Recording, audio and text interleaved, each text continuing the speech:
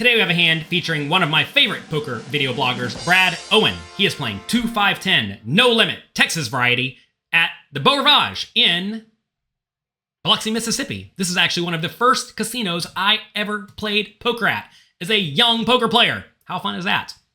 Let's get right to the action. Under the gun +2 raises to 25. He makes it 25 out of his $3,300 stack, so he is 330 big blinds deep. Pretty deep game. He's been a real wild card. The player in middle position calls. This is the third time we've gotten queens tonight. We're going to make him count. I 3-bet to 100. All right. The player on our left basically snap calls despite only having 130 behind. So in this scenario, it goes raise, call, 3-bet from Brad, and then the player in the small blind, who only has 230 bucks, calls. I think this is a spot where the small blind probably wants to be all in with any hand that they want to play. I don't think they can reasonably call 100 with anything, but whatever, they called 100.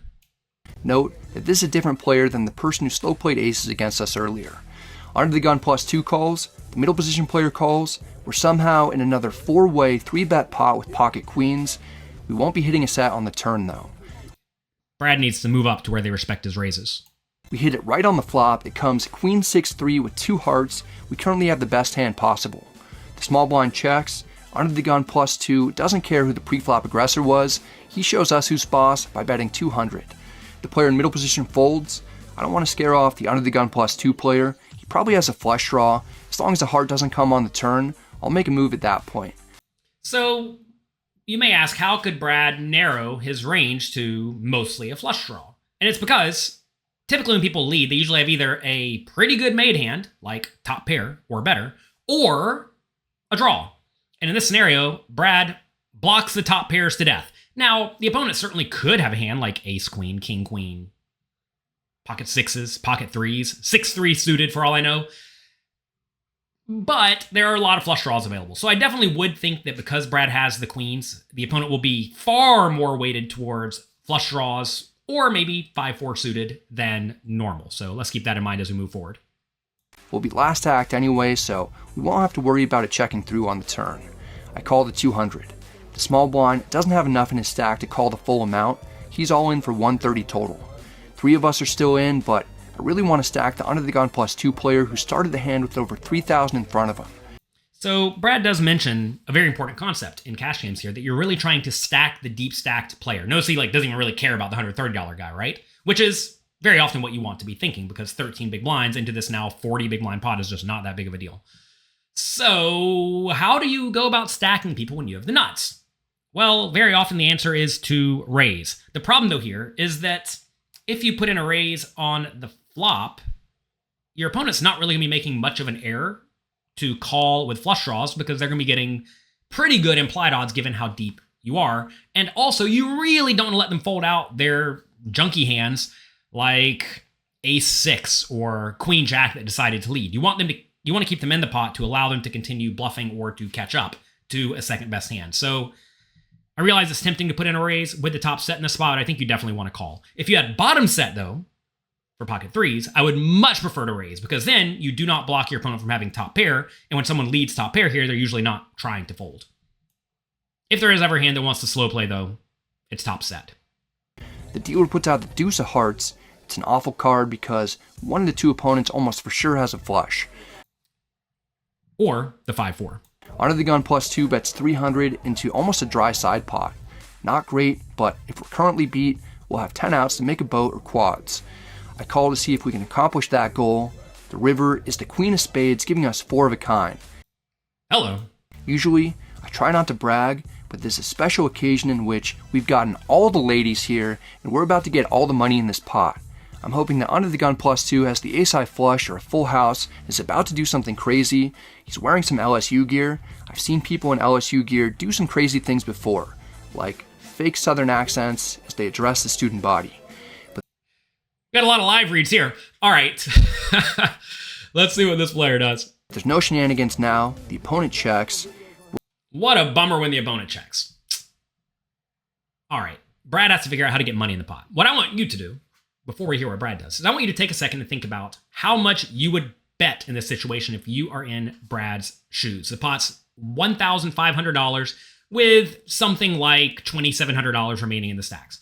Take a second, think about it, pause the video and write how much you would bet in the comment section below. And while you're down there, click the like and subscribe button. All right, at this point, you have to try to figure out what your opponent will reasonably check and call with. If they have a flush, they're going to call any bet, as long as it's not gigantically big. They may fold to an all-in or an overpot. If they have a 6, you're going to have a tough time getting paid. If they have 5-4, they're probably going to call any bet that's not too big. If they have pocket jacks, maybe that's a hand that will call a small bet, but there really aren't too many hands like that in the opponent's range. So I think all of that considered, Brad needs to go big. Whenever you do block a lot of the nut hands on the board, like 3 of a kind and, well, a queens, right? This is a spot where you normally don't want to go too big, but because there is a flush and a straight available, and the opponent very easily could have those hands, I think you want to go pretty chunky in this scenario. Not all in, because I do think you'll start to make those hands fold out some portion of the time, but I do love a very big bet in this spot.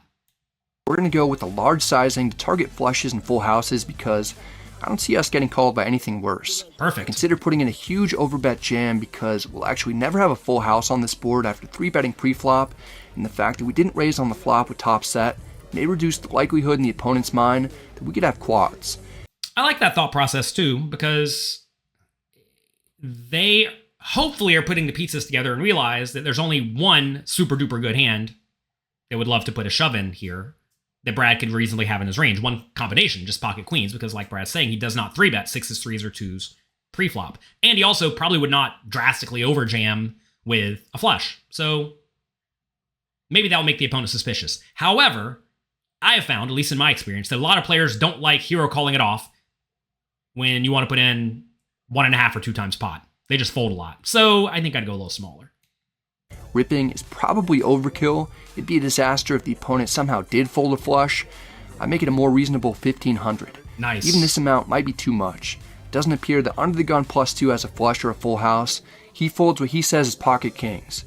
We turn over the quads to win the side pot and the main pot. Oh, wow. It'd be hard to beat that. Yeah. You made the vlog, dude.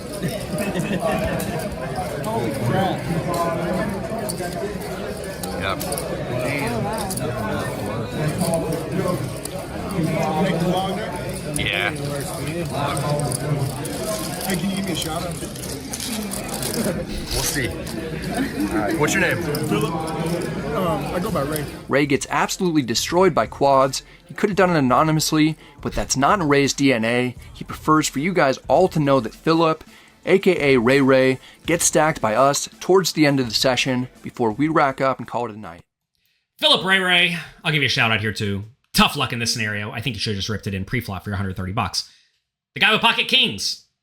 You probably want a 4-bet pre-flop, but whatever. Brad ends up making quads. He wins all the money. Good for him. That's gonna be it for today. I hope you enjoyed today's video. If you did, do me a favor, click the like and subscribe buttons down below. I appreciate it. Thank you very much. Huge thanks to Brad for letting us use his content, and I think we have another fun hand from Brad coming up next. Take a look and enjoy.